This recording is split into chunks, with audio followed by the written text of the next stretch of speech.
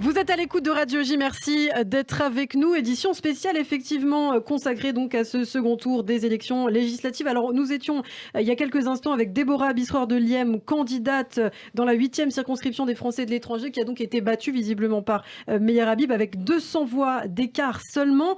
Mais on a pu entendre ces critiques, c'est vrai, autour de ce non-respect de la laïcité, notamment par les soutiens de Meyer Habib, ces affiches qui ont circulé notamment dans certains quartiers orthodoxes. Les grands rabbins ont décidé, ce sera Meyer Habib, c'est ce qu'on pouvait lire donc en hébreu sur ces affiches. Alors si en Israël c'est courant pour des élections, eh bien c'est moins normal dans une élection française. Il y a la question de la légalité qui se pose aussi.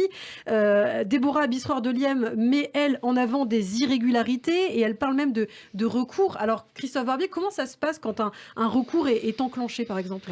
Bien, écoutez, il va y avoir deux types de regards. D'abord, il va y avoir un regard au niveau du Conseil constitutionnel, qui est le juge des élections.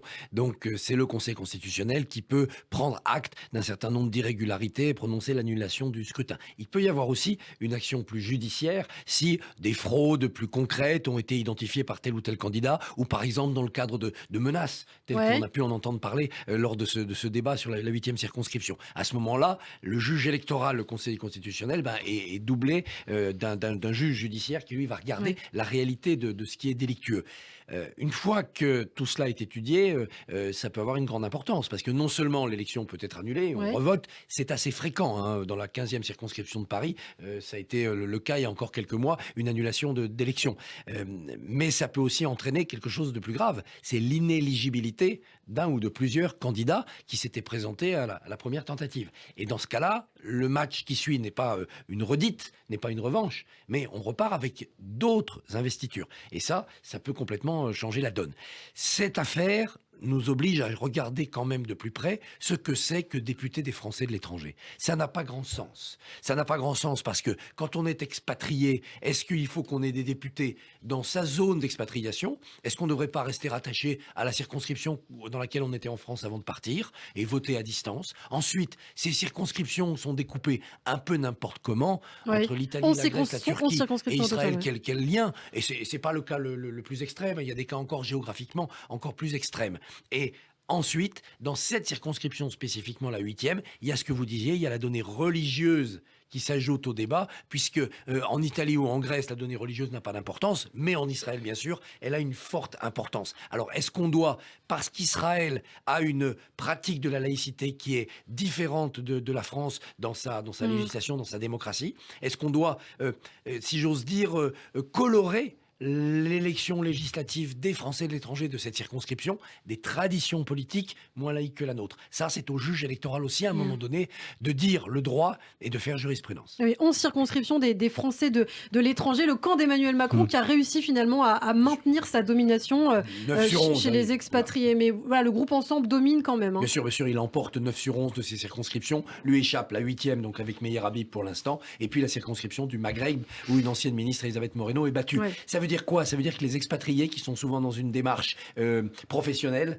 de start-up, d'entreprise, eh bien, ils correspondent en fait à une sociologie très macronienne, avec deux réserves quand même. Énormément d'abstention chez ces expatriés qui s'intéressent assez peu à cette élection. Et l'autre remarque, c'est qu'au premier tour, on a vu quand même une colère sociale s'exprimer. Et je pense notamment aux expatriés étudiants qui, eux, se sont mobilisés assez fortement au premier tour pour offrir de bons premiers scores à la NUPES, notamment. Alors, Michael Darmon. Dans ces contextes de ces urgences à la fois écologiques et économiques, moi je pense que ces circonscriptions sont inutiles et devraient être supprimées. Alors par quoi on remplace? Moi je propose de rattacher les Français à leur dernière circonscription métropolitaine. Très certainement. Et ils votent à distance. Voilà. Parce qu'aujourd'hui, effectivement, on ne peut pas considérer que tout simplement pouvoir couvrir, traverser le monde, non seulement aux frais du contribuable, mais en plus aux frais du climat, pour tout simplement aller promettre des places en lycée, s'occuper des éléments les plus prosaïques qui existent pour des Français de l'étranger qui n'ont que faire de la situation française, mais qui se préoccupent essentiellement de leurs intérêts personnels. Je pense que ça correspondait à une volonté de Nicolas Sarkozy de vouloir s'agréger un électorat qui lui était favorable, parce qu'effectivement, la sociologie, cet électorat en général, convient aux démarches plutôt libérales, plutôt centre-droite, plutôt voire à droite. Mais franchement, aujourd'hui, ces circonscriptions sont inutiles. Alors très rapidement, on parle des circonscriptions de l'étranger. Il y a également les circonscriptions ultramarines. On en a beaucoup parlé, notamment hier soir, et un revers pour le gouvernement, notamment avec la défaite de la secrétaire d'État chargée de la mer, Justine Benin en Guadeloupe.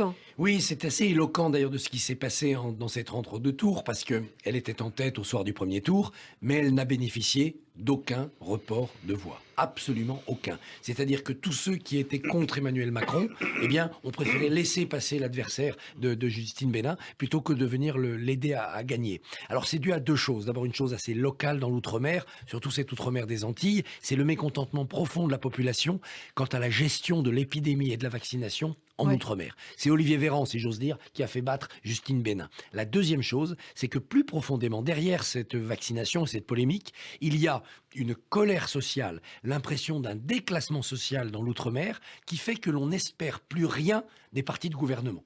C'est pourquoi à la présidentielle, on a vu dans l'outre-mer Jean-Luc Mélenchon faire un très bon premier tour et Marine Le Pen faire un très bon deuxième tour.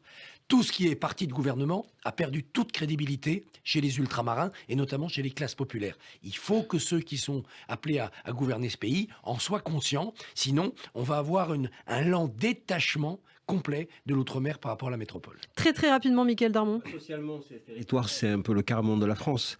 Donc de ce point de vue-là, on voit bien que les questions qui n'ont jamais été traitées dans ces régions ont produit leurs effets politiques. Merci beaucoup, messieurs. Vous restez avec nous.